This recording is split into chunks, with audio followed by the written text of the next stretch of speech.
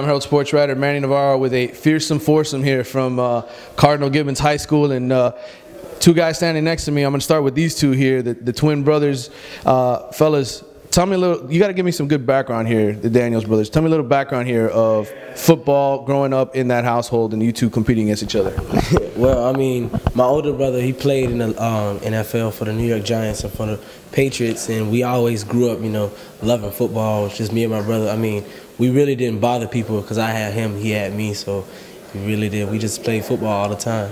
Now, you had to have some good fights growing up, right? I mean, there had to be some times where there was a little animosity because the other guy got the better of you or something.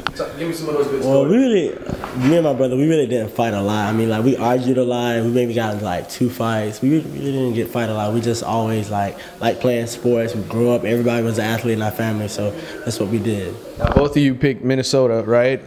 Going to college together. I mean, is this kind of the plan from the get-go, was to go to school together? Yeah, I mean, that was our plan, just, go and play. I mean, we've been playing all our life together. Might as well play another 4 to 5 years, so that's what we did. So I'm going to start a fight here between the two of you. Who's the better athlete? Me. No, I mean, he has different things. I have different things, but I think I'm the better athlete. Now, obviously, people know when it comes to football, twins and the Barber family, obviously, there's a classic one. Any similarities? I mean, both of you guys are, DB, wide receiver types. Any similarities? You see that? To the Barber twins? I mean, I don't know. Some people say it like that. Some people don't. I mean, not really. Not really at all. Not really. Speaking of somebody whose brother I covered last year, obviously, is now going down to the University of Miami, Mr. McIntosh. Tell me a little bit about going into your senior season, how things are different for you over at Gibbons this year. Things different. Since my brother left, I feel like I have to pick up the role from when he started, being the leader, being the senior on the team, just getting everybody together, comes as a team and play. Now, you've been on the recruiting radar now for a couple of years. People obviously have seen what you've done since your sophomore year. Where are you at with recruiting, and do you have a top 5? Do you have a top 10? Where are you kind of at? I think I may have a top 5 now. Okay, who's in it? I'm highly on West Virginia right now. Also Tennessee, Notre Dame, Louisville, and North Carolina right now. And what are you ultimately looking for when you make that final decision for college?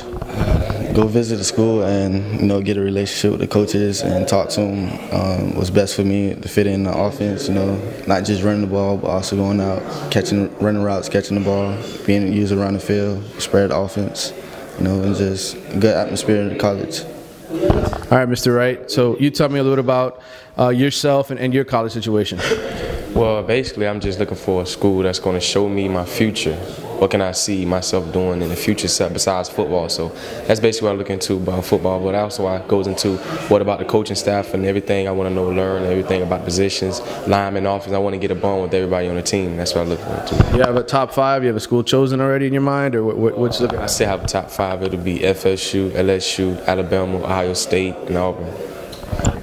Talk about this season coming up and this team and the expectations. Obviously, it's a pretty tough district. Hollandale's moving down into the district. You got the 2-time defending state champions at Heritage. Tell me a little bit about the competition. You kind of snickered there for a minute when I said Heritage. I mean, we're all about competition, and we have a great school. We have a great team. So everybody over there is athletes. So we're headed for the competition. That's all I know is we're coming together and we're going to kick some ass. Is there a game that you have circled? I mean, obviously Heritage is kind of become the new district bitter rival there. Is that the big one, or is there another one before Heritage that you kind of? Crete, and probably Hollandale. I don't like their field though. That game go out. Hollandale's gonna have a lot of good athletes. I mean, it's gonna be a lot of good athletes. They got good athletes. We got good athletes. We played together on 7-on-7 teams, so it should be pretty competitive and fun. Feels to me like that district is probably the best in the state. You look at team by team by team and the talent. I mean, so many D1 recruits on those teams. Do you guys kind of feel like, regardless of how this season goes, you're going to be even better prepared for college for the next level because of who you're playing this year? I mean, exactly. I mean, we know a lot of teams. I know a lot of people over there at Hollandale. Got a few people going to, Pac-12 and ACC and SEC. I mean, we have a lot of big players too. It's just playing around. Competition is just going to get you better because you're going to end up playing them in college. So, yeah, that is true. All right, fellas. We wish you the best of luck this season. Go out there and get them.